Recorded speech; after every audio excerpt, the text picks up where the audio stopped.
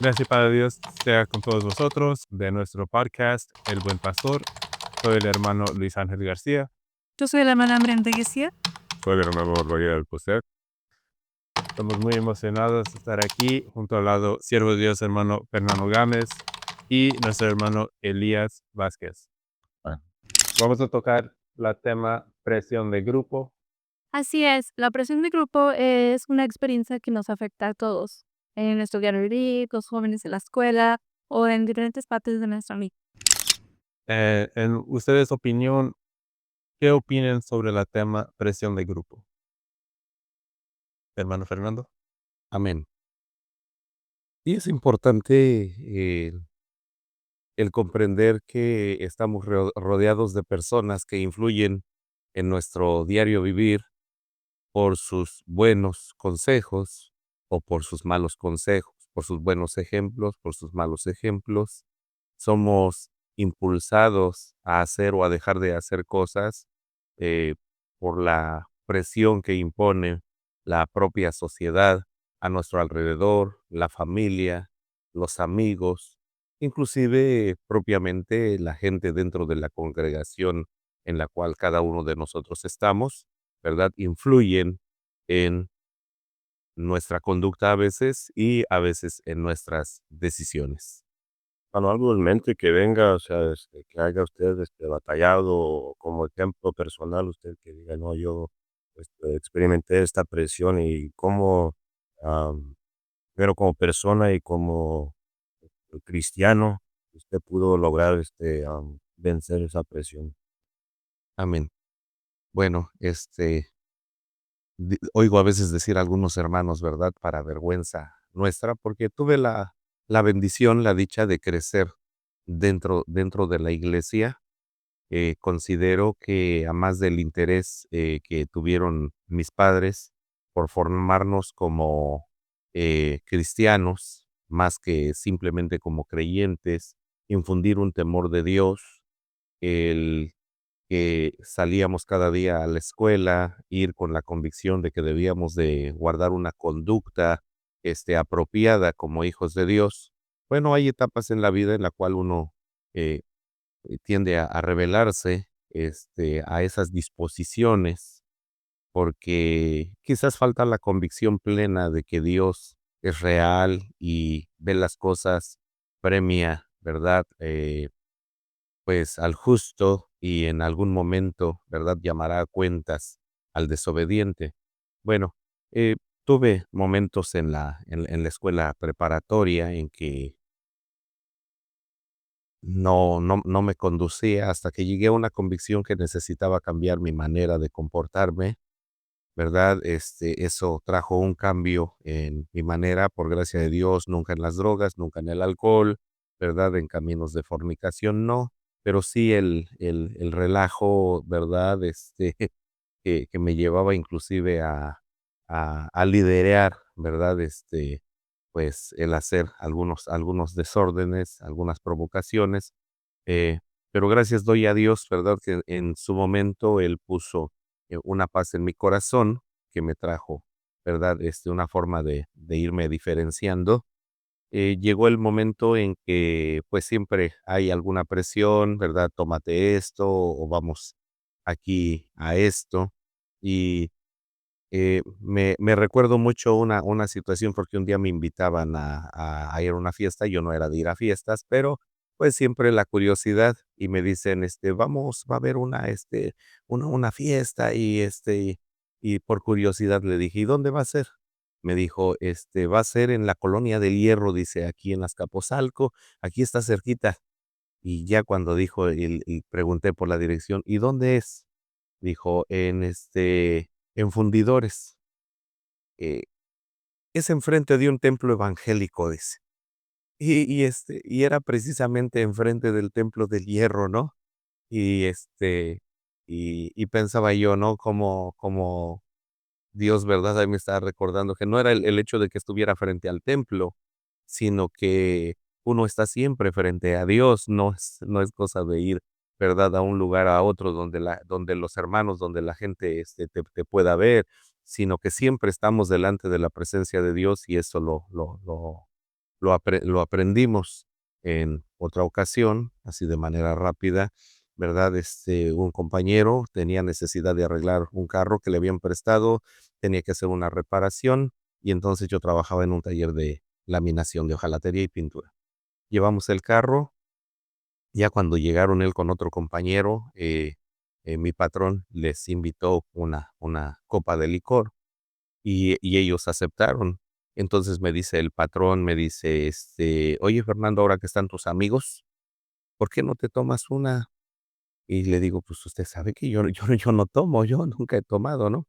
Y le digo, mejor me voy a arreglar, mientras nos vamos, ya me iba a ir yo con esos muchachos, me voy a arreglar y luego, ya estando con ellos, les preguntó y les dijo, oye, y Fernando cuando está con ustedes allá sí, sí toma. Y ya le dijeron, no, no, no, él es, ¿verdad? Buena onda, como decimos los mexicanos entre nosotros, pero él no toma. Y al otro día me dice, así hablaba él, ¿no? Qué buena onda, Fernando, ¿verdad? Porque tus amigos me dijeron que no. Dije, para mí sería, él mismo dijo, para mí hubiera sido muy vergonzoso que tú siempre has estado aquí en el trabajo y te niegas, y a lo mejor allá con tus compañeros de escuela sí te comportabas de otra manera, pero te felicito, ¿no? Entonces, sí hay una presión, pero cuando tenemos una convicción, gracias a Dios salimos triunfantes y eso pues manifiesta la luz de Dios que está en nosotros. Amén. Hermano Elías, Heme aquí, hermano. ¿qué opines o consejo puedes dar sobre el tema presión de grupo y si puedes también incluir un experiencia o anécdotas? Sí, hermano, Dios te pague, Dios les pague por invitarnos. Eh, la presión social o la presión de grupo es un fenómeno muy antiguo que ha afectado a los pueblos que son peculiares de algún modo. Digamos, hablando colectivamente, el pueblo de Israel fue uno de esos pueblos, porque vivía rodeado de naciones paganas, de naciones que tenían una convicción, dioses diferentes, tradiciones, de tal manera que cuando Israel va a entrar en Canaán y va a tomar posesión de esa tierra, Dios les hace una serie de advertencias y les dice que deben ser diferentes de los pueblos en los que van a entrar. Y les hace una serie de regulaciones muy puntuales, ¿no? Les dice que no practiquen la hechicería, que no practiquen la adoración en los montes, ¿no? Que eran los lugares altos donde se adoraba a las deidades de los países vecinos, y ninguna de sus costumbres. Ahora bien, Israel representa colectivamente a la iglesia en este sentido, porque está rodeada de acechanzas de todo tipo que tratan de hacer cambiar su carácter y su vocación. Y individualmente, el cristiano es como ese israelita que luchaba todos los días por mantener una identidad.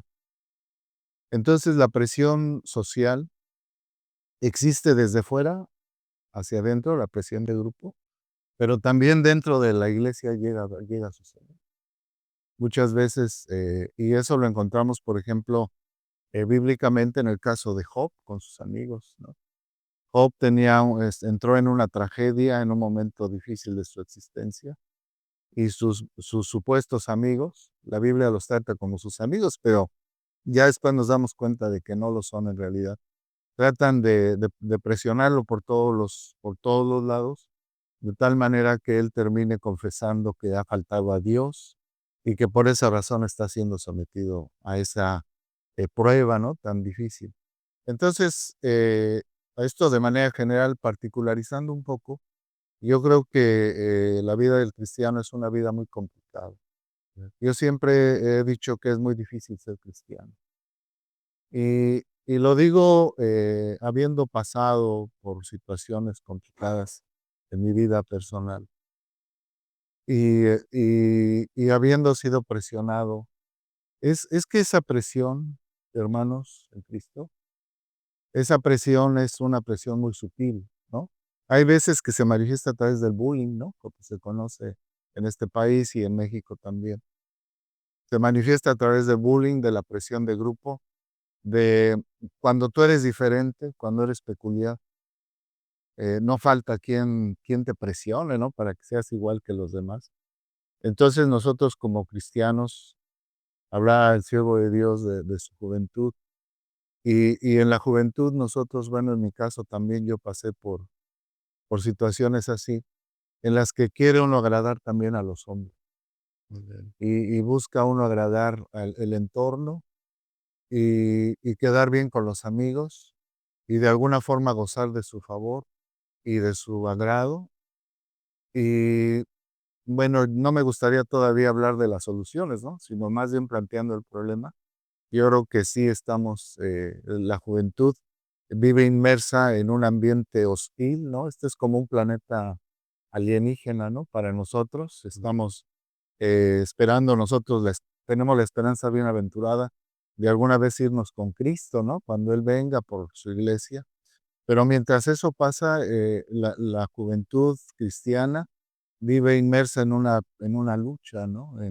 En una serie de pruebas, de acechanzas que tienen como propósito desistir, hacer desistir a la juventud y que la juventud diga, este es mi planeta, esta es mi tierra, este es mi país, y quedarte aquí y no pensar en lo que dice la palabra de Dios ahí en la carta a los Hebreos, que nosotros esperamos una ciudad distinta, ¿no? Una ciudad que está por venir. Amén. La saludamos de lejos, como muchos de los siervos de Dios que murieron en el Antiguo Testamento, que sin haberla recibido creyeron que la iban a recibir. Y esa es nosotros la esperanza bienaventurada, ¿no? Entonces, como conclusión de esta primera pregunta, quisiera yo leer lo que dice la palabra de Dios ahí en Gálatas, capítulo 1, versículo 10. Dice, pues, ¿busco ahora el favor de los hombres o el de Dios? Aquí como que ya estoy dando la solución, pero todavía no es como la primera parte, ¿no? ¿O trato de agradar a los hombres? Pues si trata de agradar a los hombres, no sería siervo de Cristo. Entonces no se trata de agradar a, a los hombres, sino a Dios. Y eso se lo dice uno a la iglesia. Ahora hay que decirle cómo, ¿no? Mi pregunta antes es, ¿cómo es que los jóvenes pueden identificar esos amigos verdaderos?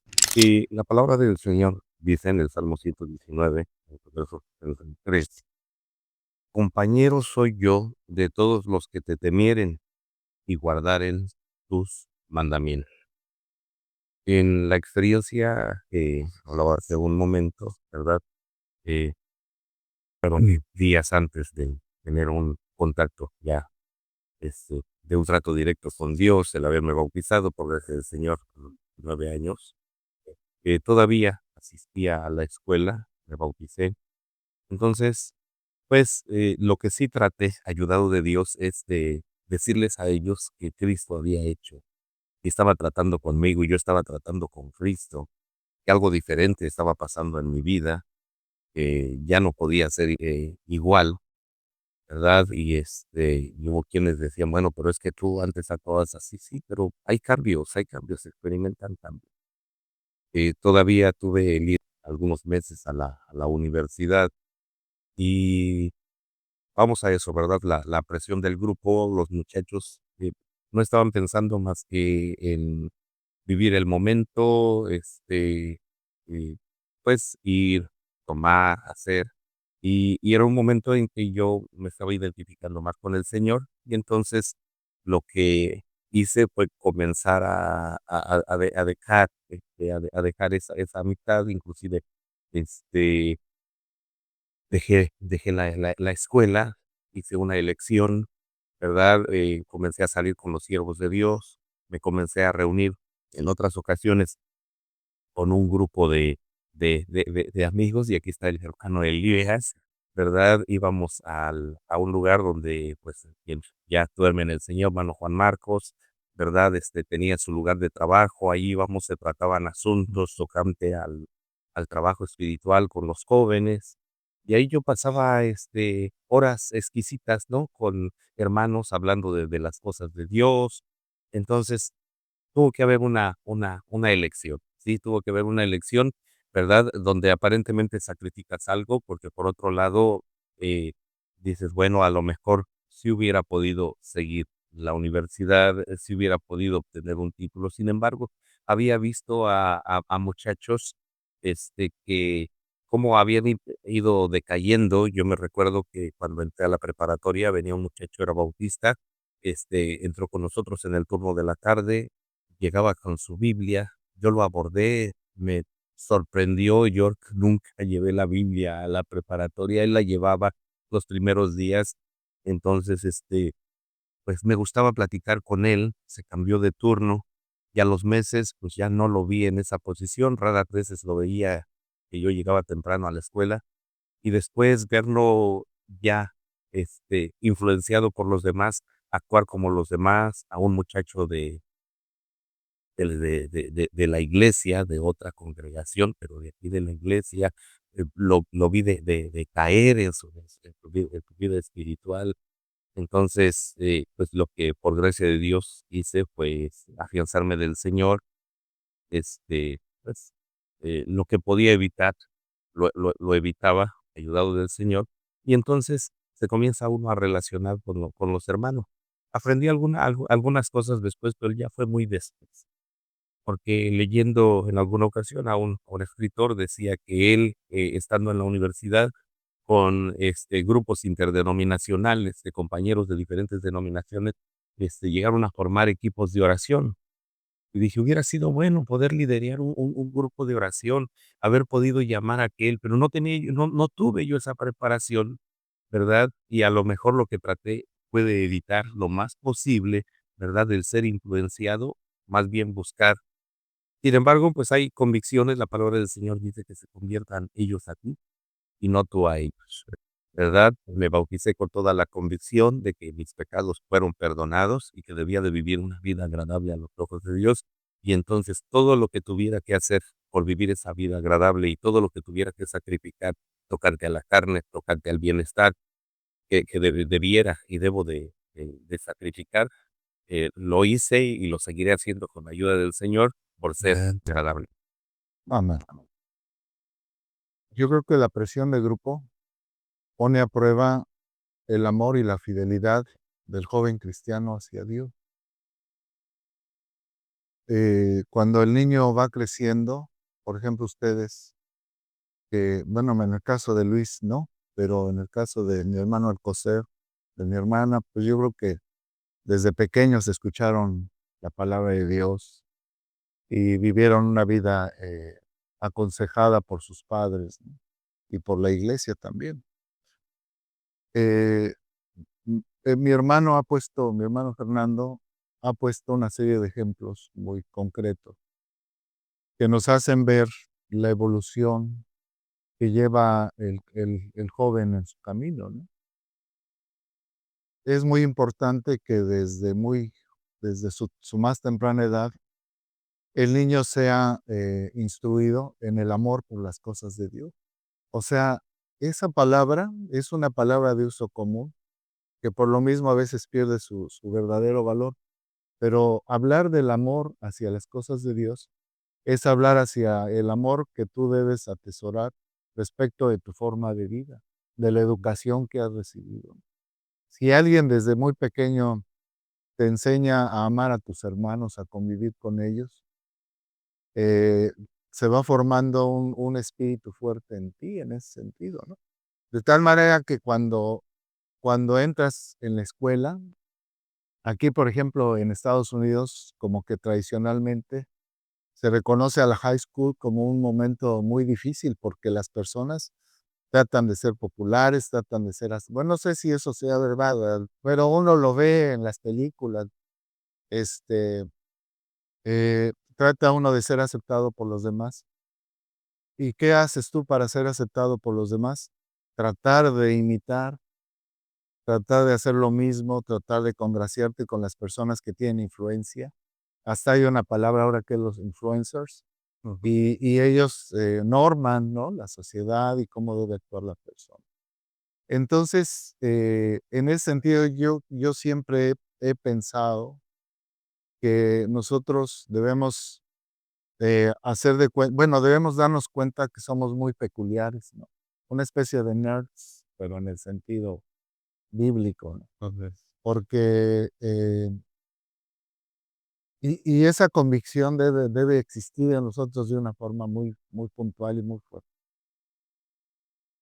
Y la clave está en aprender a tomarle placer a las cosas de Dios, ¿no? Eh, el siervo de Dios, mi hermano Fer, acaba de hablar acerca de las horas que nos pasábamos, quizá balbuceando todavía en muchos temas, pero era, eran horas de estar tratando un tema de la Biblia, de incluso discutir, de no estar a lo mejor de acuerdo en un mismo punto, pero empieza uno a entrenarse en ese campo, ¿no? Es como ese campo empieza uno aprende uno a esgrimir muy bien. los conceptos de la Biblia. Y estábamos delante de siervos de Dios que nos pedían nuestra opinión y nos escuchaban, yo creo que pues por, por pura amabilidad. Pero todo eso forma parte del trasfondo que debe tener el joven, ¿no? Un amor hacia su cultura, hacia su forma de pensamiento y sobre todas las cosas un profundo amor por Jesucristo. Y entender, aunque al joven le cuesta mucho trabajo eso, porque de repente su corazón está partido, ¿no? Y sus afectos son muchos. Pero si el joven aprende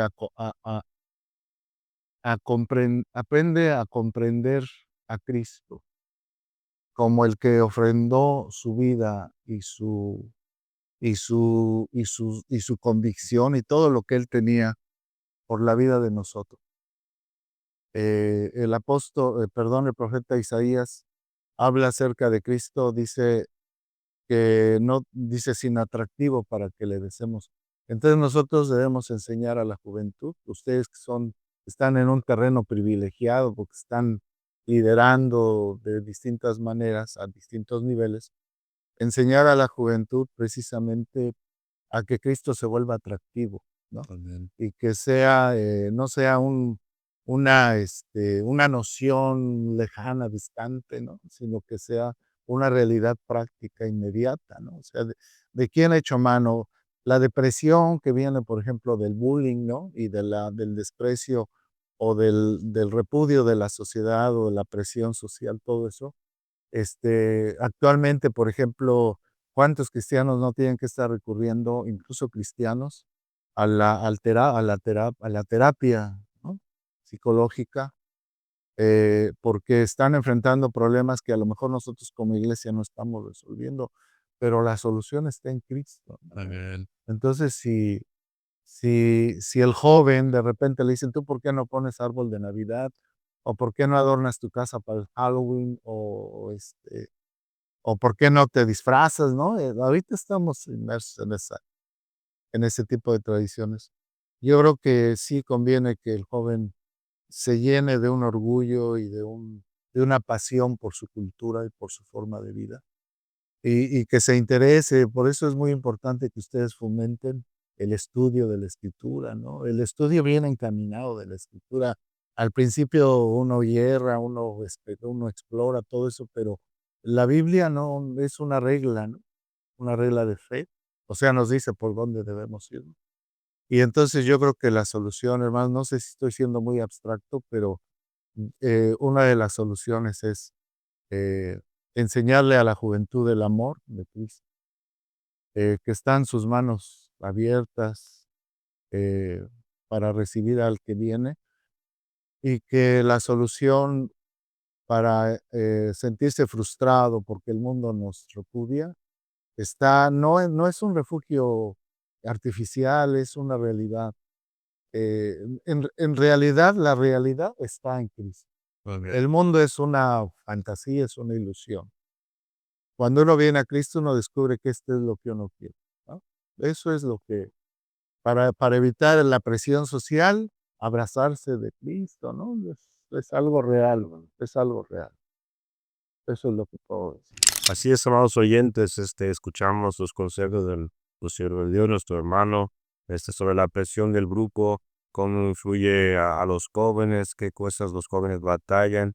Y por lo último que escuchamos, la solución, ¿no? Que es Cristo Jesús, y no sacarlo más al Señor Jesús, buscar esa convicción y adorarle de espíritu y en verdad, porque el Señor es el que hizo todas las cosas y Él es la solución para todos nuestros problemas. Hasta aquí ha llegado nuestro episodio. Amados oyentes, Dios les pague por estar con nosotros. No se olviden de seguirnos en nuestras redes sociales para escuchar más episodios juntamente con nuestros invitados que hoy fueron el siervo de Dios, nuestro hermano Fernando Gámez, nuestro hermano Elías. Dios les pague, hermanos hermanos, pero si Dios también Dios les pague y Dios les bendiga y les guarde en su santo amor.